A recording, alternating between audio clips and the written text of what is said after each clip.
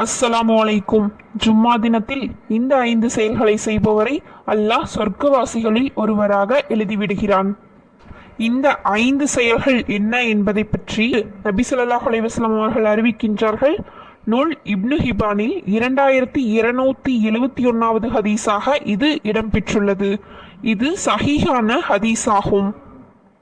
இந்த 5 காரியங்களை ஜும்மா நாள் ஒரே நாளில் நாம் செய்தோம் என்றால் அல்லாஹ் நம்மளை சொர்க்கவாசியில் எழுதிவிடுவான்.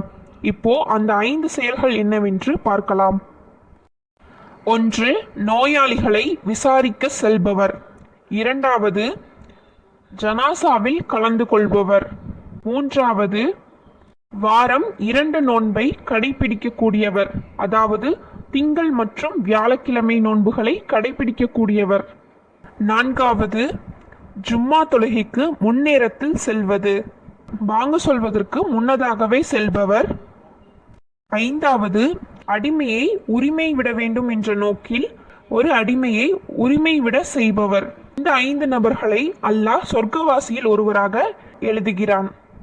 இன்ஷா அல்லாஹ் ஜும்மா நாள் இந்த 5 செயல்களையும் கடைபிடித்து நாமும் சொர்க்கவாசிகளில் ஒருவராக அல்லாஹ் ஆக்கி வைப்பானாக. ஆமீன் கூறுங்கள்.